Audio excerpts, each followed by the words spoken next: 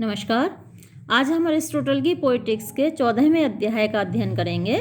चलिए प्रारंभ करते हैं। Fear and pity may be aroused by spectacular means. भय और दया पैदा किए जा सकते हैं दृश्य के द्वारा, but they may also result from the inner structure of the piece.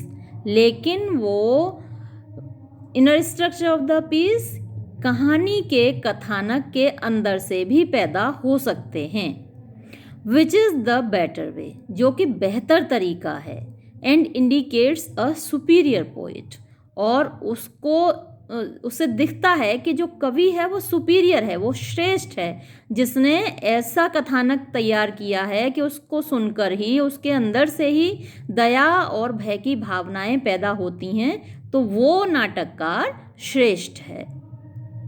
For the plot ought to be so constructed, क्योंकि कथानक इस प्रकार निर्मित किया जाना चाहिए, that even without the aid of the eye, कि आँख की सहायता के बिना भी, he who hears the tale told, जो कहानी को सुने, will thrill with horror and melt to pity at what takes place, वो भय से भर जाए और उसके अंदर दया पैदा हो जाए उन घटनाओं पर जो नाटक में हो रही हैं, यानी नाटक में होने वाली घटनाओं के ऊपर उसे दया आ जाए और वो उनको सुनकर भय से भर जाए। इस तरह की कहानी तैयार की जानी चाहिए, इस तरह का कथानक निर्मित किया जाना चाहिए नाटककार के द्वारा। This is the impression we should receive from hearing the story of the Oedipus. इसी प्रकार का प्रभाव हम पर होता है जब हम इडिपस की कहानी को सुनते हैं। But to produce this effect by the mere spectacle is a less artistic method. लेकिन स्पेक्टेकल की सहायता से, दृश्य की सहायता से इस प्रभाव को पैदा करने की कोशिश करना, and dependent on extraneous aids, तो यदि नाटककार ऐसी कोशिश करता है कि दया और भय की भावनाएं दृश्य से पैदा हों, तो ये तरीका लेस आर्टिस्टिक है, कम कलात्मक है और बाहरी संसाधनों की सहायता पर डिपेंडेंट है, निर्भर है। Those who employ spectacular means to create a sense not of the terrible but only of the monstrous are strangers to the purpose of tragedy. Those who employ spectacular means to create a sense not of the terrible, यानी जो दृश्य के साधनों का प्रयोग करते हैं, जो दृश्य का प्रयोग करते हैं, जो नाटककार दृश्य पर निर्भर होते हैं, to not the sense of terrible but of the monsters, यानी जो उनका दृश्य है वो भय की भावना पैदा नहीं करता बल्कि मॉन्स्टर्स, राक्षसी भावनाएं पैदा करता है, बहुत बदसूरत भावनाएं पैदा करता है। Are strangers to the purpose of the tragedy, ऐसे नाटककार नाटक के उद्देश्य से अपरिचित हैं, वो जानते ही नहीं कि नाटक का उद्देश्य क्या है। For we must not demand of tragedy any and every kind of pleasure, क्योंकि हमें ट्रेजेडी से अपेक्षा नहीं करनी चाहिए हर प्रकार का आनंद प्राप्त करने की, but only that which is proper to it, बल्कि केवल उस प्रकार का आनंद प्राप्त करने की हमें अपेक्षा करनी चाहिए ट्रेजेडी से जो इसके लिए उचित है। And since the pleasure which the poet should afford is that which comes from pity and fear through imitation, it is evident that this quality must be impressed upon the incidents. And since the pleasure, और क्योंकि आनंद which the poet should afford, जो एक कवि को, जो एक नाटककार को देना है, is that which comes from pity and fear through imitation, वो आनंद है जो दया और भय की भावना से आता है, through imitation यानी प्रस्तुतिकरण के माध्यम से। It is evident that this quality must be impressed upon the incidents.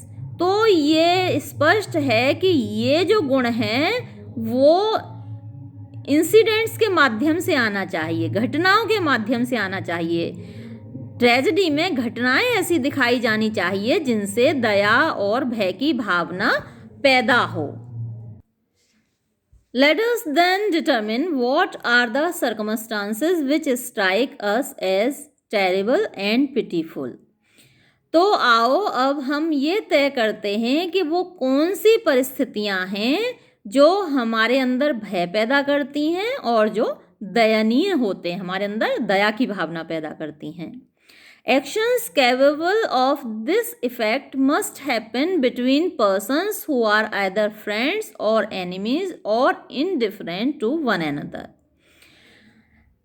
Actions capable of this effect, ऐसा प्रभाव पैदा करने में सक्षम action must happen between persons, वो होने चाहिए उन लोगों के बीच who are either friends, जो या तो मित्र हों, और एनिमीज या फिर शत्रु हों, और इनडिफरेंट टू वन अनदर या फिर एक दूसरे से निरपेक्ष भाव रखते हों, यानी कि ना तो मित्र हों ना शत्रु हों। तो यही संभावित परिस्थितियां हैं। If an enemy kills an enemy there is nothing to excite pity other in the act or the intention. एक शत्रु यदि दूसरे शत्रु को मारता है तो इसमें दया पैदा नहीं होती, ना तो इस कार्य से दया पैदा होती है ना उसकी इंटेंशन से दया पैदा होती है, क्योंकि शत्रु का इंटेंशन तो शत्रु को मारना ही होता है। Except so far as the suffering in itself is pitiful, सिर्फ इतना होता है कि जो मर रहा है व्यक्ति, उसका दुख, उसका दर्द हमारे लिए दयनीय होता है, अन्यथा जो इंटेंशन है शत्रु की वो तो मारने की ही होती है, तो उसमें कुछ भी दयनीय नहीं होता।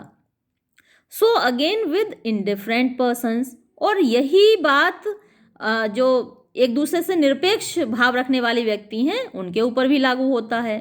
जो एक दूसरे को जानते ही नहीं, ना शत्रु हैं ना मित्र हैं, तो वो एक दूसरे को मारते हैं, तो उससे भी हमारे कोई दया की या वो भावना पैदा नहीं होती, भय की भावना पैदा नहीं होती। जैसे युद्ध में होता है तो सैनिक एक दूसरे को जानते भी नहीं, एक दूसरे से इंडिफरेंट होते हैं, जानते भी नहीं हो फिर भी एक दूसरे को मारते हैं। But when the tragic incident occurs between those who are near and dear to one another, लेकिन जब ये ट्रेजिक इंसिडेंट घटती है, ये दुखद घटनाएं घटती हैं उन लोगों के बीच जो एक दूसरे के प्रिय हैं, तो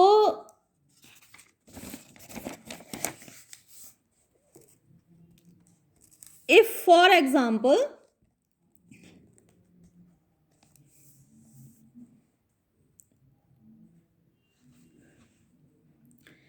a brother kills or intends to kill a brother, यानी यदि भाई भाई को मारता है, अ सन हिज फादर, बेटा पिता को मारता है, अ मदर हर सन, एक माँ अपने बेटे को मारती है, अ सन हिज मदर, एक बेटा अपनी माँ को की हत्या करता है, और any other deed of the kind is done, या इसी प्रकार का कोई और कार्य किया जाता है। These are the situations to be looked for by the poet, तो इस प्रकार की परिस्थितियाँ ढूंढी जानी चाहिए नाटककार के द्वारा। अपने नाटक में प्रस्तुत करने के लिए नाटककार को इसी प्रकार की परिस्थितियों का चयन करना चाहिए। He may not indeed destroy the framework of the received legends, जो रिसीव्ड लीजेंड्स हैं, यानी जो पीढ़ी दर पीढ़ी चली आ रही हैं पौराणिक कथाएं जो सभी ने सुन रखी हैं, तो उनका फ्रेमवर्क तो डिस्ट्रॉय नहीं कर सकता, यानी उन कथाओं में जो वर्णित हैं घटनाएं उनको तो ख़त्म नहीं कर सकता, उनमें फेरबदल भी नहीं कर सकते, क्योंकि सभी को मालूम है किसने किसको मारा, तो उनको तोड़ मरोड़ नहीं सकते। The fact, for instance, that Clytemnestra was slain by Orestes, तो ये तथ्य सभी को पता है कि क्लाइटेमनेस्ट्रा को ओरेस्टीज ने मारा था, उसका कत्ल किया था, तो अब हम इसका उल्टा तो नहीं कर सकते कि ओरेस्टीज को क्लाइटेमनेस्ट्रा ने मारा था। तो इसमें फेरबदल नहीं किया जा सकता। एक दूसरा उदाहरण है इरीफाइल बाय एक्मियन, इरीफाइल को एक्मियन ने मारा था, but he ought to show invention of his own. लेकिन इनको ट्रीट करते समय, इनको अपने नाटक में इन कथाओं को प्रयोग करते समय भी उसको अपना इन्वेंशन दिखाना चाहिए, उसको अपने तरीके से प्रस्तुत करना चाहिए, उसका प्रस्तुतिकरण नया होना चाहिए। कथाएं तो वही हैं लेकिन प्रस्तुतिकरण अलग होना चाहिए। And skilfully handle the traditional material, जो ट्रेडिशनल मटेरियल है, जो पौराणिक कथानक है, जो विषय वस्तु है, उसको चतुराई से हैंडल करना चाहिए, उसको प्रस्तुत करना चाहिए। जैसे आपको उदाहरण मैं विलियम शेक्सपियर का दूं कि जूलियस सीजर की कहानी हम सभी जानते हैं कि उसको किस तरीके से मारा गया था, किस तरीके से उसका मर्डर हुआ था। लेकिन जब हम शेक्सपियर का लिखा हुआ नाटक जूलियस सीजर पढ़ते हैं तो वो एकदम से अलग है। वो उसको पढ़कर हमें अलग रोमांच का अनुभव होता है, जो उस कहानी को हमने हिस्ट्री में पढ़ा, इतिहास में पढ़कर हमें वो रोमांच नहीं मिलता जब हम विलियम शेक्सपियर का नाटक जूलियस सीजर पढ़ते हैं। तो एरिस्टोटल भी यही बात कहता है कि कहानियाँ तो सभी को मालूम है, ऑडियंस को पता है, यूनान के सभी लोगों को ये लीजेंड्स मालूम है, ये पौराणिक कथाएं मालूम हैं, लेकिन नाटककार को उन्हें अपने तरीके से हैंडल करना चाहिए, अपने तरीके से अपने नाटक में प्रस्तुत करना चाहिए, और वो नया दिखना चाहिए, विषय वस्तु नई दिखनी चाहिए पुरानी होते हुए भी। Let us explain more clearly what is meant by skilful handling. चलिए और स्पष्ट रूप से हम डिस्कस कर लेते हैं, व्याख्या कर लेते हैं कि स्किलफुल हैंडलिंग का क्या तात्पर्य है, चतुराई से इन चीज़ों को हैंडल करने का तात्पर्य क्या है। द एक्शन में be done consciously and with knowledge of the persons. जो एक्शन है, जो ये मर्डर है, हत्याएं हैं, ये कॉन्शियसली दिखाई जा सकती हैं, यानी नाटककार अपने नाटक में ये दिखा सकता है कि जो मर्डर किया गया, जो हत्या की गई, वो जानबूझकर की गई। व्यक्ति को मालूम था कि वो किसको मार रहा है और फिर भी हत्या की गई in the manner of the older poets, जैसा कि पुराने कवि लोग दिखाते हैं, जैसा कि पुराने नाटककार दिखाते हैं। It is thus true that Euripides makes Medea slay her children. जैसा कि यूरिपिडीज ने अपने नाटक मैडी में दिखाया है, वो अपने बच्चों को मार रही है। तो मारते समय मैडी को पता है कि ये उसके बच्चे हैं, और वो इंटेंशनली मार रही है, जानबूझकर मार रही है अपने बच्चों को, अनभिज्ञ नहीं है वो इस तथ्य से कि ये उसके बच्चे हैं। और again the deed of horror may be done but done in ignorance. और दूसरा तरीका ये है कि ये जो मर्डर का काम है, जो हत्या का कार्य है, किया जाए इग्नोरेंस में, अज्ञानता पूर्ण तरीके से, यानी पता नहीं है कि किसको मार रहे हैं। And the tie of kinship और फ्रेंडशिप इज डिस्कवर्ड आफ्टरवर्ड्स। और जो रिश्ता है, जो मित्रता है, वो बाद में पता चले। जैसे कि the Oedipus of Sophocles is an example, जैसा कि सोफोक्लीज के नाटक इडिपस में हुआ था। जब इडिपस ने अपने पिता लियास को मारा था, जब वो थीव्स जा रहा था, रास्ते में उसने एक बुजुर्ग को मारा, उसकी लड़ाई हुई बुजुर्ग से और बुजुर्ग का उसने हत्या कर दी। लेकिन जब उस बुजुर्ग को मारा तो इडिपस को नहीं पता था कि वो है कौन। बाद में उसको पता चलता है कि जिस बुजुर्ग को उसने रास्ते में मारा था वो उसका पिता था।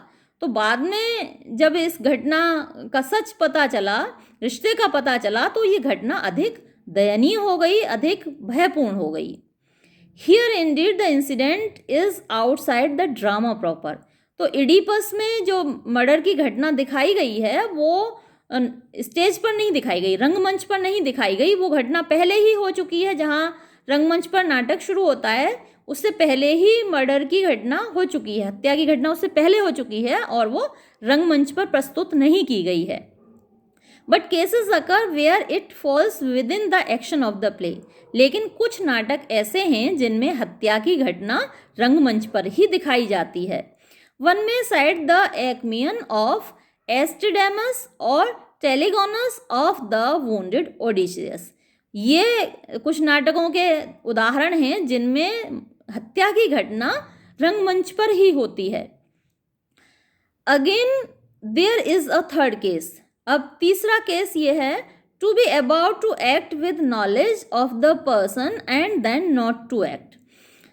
जब हत्या करने वाले हैं जानबूझकर, व्यक्ति को भी जानते हैं जिसकी हत्या करने वाले हैं और ज्ञान है पूरी घटना का, और उसके बाद वो हत्या नहीं होती। The fourth case is when someone is about to do an irreparable deed through ignorance and makes the discovery before it is done. और चौथा केस ये है, चौथा तरीका ये है कि जो करने वाला है, जो हत्या करने वाला है, वो करने ही जा रहा है क्योंकि वो इग्नोरेंस, वो अज्ञात है, उसे ज्ञात नहीं है रिश्ता जिसको वो मारने वाला है, उसके साथ उसका रिश्ता क्या है इस बात से वो अनभिज्ञ है, लेकिन makes the discovery before it is done, अचानक से उसको पता चल जाता है, सत्य पता चल जाता है और हत्या करने से वो रुक जाता है। These are the only possible ways. तो ये ही कुछ संभावित तरीके हैं जो प्रस्तुत किए जा सकते हैं एक नाटक में। For the deed must either be done or not done, क्योंकि नाटक में जो हत्या है या तो की जाएगी या नहीं की जाएगी, एंड दैट विटिंगली और अनविटिंगली। अब हत्या या तो जानबूझकर की जाएगी या अनजाने में की जाएगी, विटिंगली जानबूझकर, अनविटिंगली अनजाने में। But of all these ways, लेकिन इन सारे तरीकों में से to be about to act knowing the person and then not to act is the worst. व्यक्ति को जानते हुए भी उसकी हत्या करने वाला होना, हत्या करने जाना लेकिन न करना, ये जो प्लॉट है, ये जो कथानक है, वो अरस्तु के अनुसार वर्स्ट है, सबसे खराब है, सबसे बेकार है। It is shocking without being tragic, for no disaster follows. ये शॉकिंग है लेकिन इसमें कोई ट्रेजिक एलिमेंट नहीं है, ट्रेजेडी का एलिमेंट नहीं है, क्योंकि कोई डिजास्टर तो होती ही नहीं है, हत्या तो होती ही नहीं है, कोई मुसीबत तो आती ही नहीं है, तो ये ट्रेजिक नहीं कहा जा सकता। इट इज़ देयरफॉर नेवर और very rarely found in poetry. तो ऐसा मुश्किल से ही किसी नाटक में मिलता है। One instance, however, is in the Antigone where Haemon threatens to kill Creon. एक उदाहरण मिलता है एंटीगनी में जहाँ के हेमन क्रियन को मारने की धमकी देता है लेकिन मारता नहीं है। The next and better way is that the deed, अगला और बेहतर तरीका ये है कि जो डीड है, ये जो हत्या का कार्य है, should be perpetrated, वो होना चाहिए, हत्या होनी चाहिए। यदि ये ट्रेजेडी है तो उसमें हत्या होनी ही चाहिए। Still better that it should be perpetrated in ignorance, और उससे बेहतर भी ये है कि वो अनजाने में होनी चाहिए। And the discovery made afterwards, और जो रिश्ता है, जो मारने वाले और मरने वाले के बीच में जो रिश्ता है, वो बाद में पता चलना चाहिए। There is then nothing to shock us, यानी जिस वक्त हत्या हो रही है उस वक्त तो उसमें हमें शॉक करने वाली कोई बात नहीं होती, जैसे कि इडिपस एक बूढ़े आदमी को मार रहा है, उसमें तो शॉक करने वाली कोई बात नहीं है। While the discovery produces a distorting effect, लेकिन जब हमें सत्य का पता चलता है, डिस्कवरी होती है जब सत्य का जब पता चलता है, तो प्रभाव उसका बड़ा ही आश्चर्यचकित करने वाला होता है। जैसे कि जब बाद में हमें पता चला कि इडिपस ने जिसे मारा था वो उसका पिता था, तो उसका इफेक्ट बहुत स्टार्टलिंग था, चौंकाने वाला था। The last case is the best, जो ये लास्ट केस है ये सबसे अच्छा है। As when in the Cresphontes, Merope is about to slay her son, but recognizing who he is spares his life. जैसे कि क्रेस्फोंटीज में मेरोप अपने बेटे को मारने वाली है, लेकिन बाद में जब उसे पता चलता है कि वो कौन है तो उसका जीवन छोड़ देती है। So in the Iphigenia the sister recognizes the brother just in time, और ऐसे ही इफिजेनिया में इफिजेनिया लास्ट मोमेंट पर अपने भाई को पहचान लेती है। इफिजेनिया एक वेदी पर जहाँ पर के नरबली दी जाती थी, वहाँ एक वो पुजारन है और उसके भाई की बलि दी जाने वाली है, लेकिन आखिरी क्षण में वो पहचान लेती है कि ये उसका भाई है। Again in the Helle the son recognizes the mother when on the point of giving her up. Helle एक नाटक है जिसमें कि बेटा अपनी माँ को त्यागने जा रहा है, लेकिन अंतिम क्षण में वो उसको पहचान लेता है और फिर उसका त्याग नहीं करता। This then is why a few families only, as has been already observe, furnish the subjects of tragedy. तो यही वजह है कि केवल कुछ ही परिवार हैं जिनके इर्द गिर्द नाटक घूमते हैं, ट्रेजेडी घूमती हैं। ज़्यादातर नाटककार इन्हीं परिवारों को आधार बनाकर अपने नाटक लिखते हैं। It was not art but happy chance that led the poets in search of subjects to impress the tragic quality upon their plots। तो ये न केवल कला थी बल्कि एक चांस था, एक कोइंसिडेंस था कि नाटककारों ने अपने कथानक इन्हीं परिवारों के आसपास बनाए। They are compelled therefore to have recourse to those houses whose history contains moving incidents like these। तो वो उन परिवारों के इतिहास पर अपने नाटकों को आधारित करते हैं जिनमें ऐसी घटनाएं हुई हैं, मूविंग इंसिडेंट्स, बहुत दुखद घटनाएं जिन परिवारों के साथ हुई हैं, जिन परिवारों के सदस्यों ने बहुत कष्ट सहे हैं, तो उन्हीं को आधार बनाकर नाटककार अपने नाटक लिखते हैं। Enough has now been said concerning the structure of the incidents and the right kind of plot। तो एरिस्टोटल को लगता है कि अभी तक जो डिस्कशन हुआ है वो पर्याप्त है प्लॉट कथानक के बारे में या कथानक की घटनाओं के बारे में, इतना पर्याप्त है। यहाँ ये अध्याय समाप्त होता है। धन्यवाद।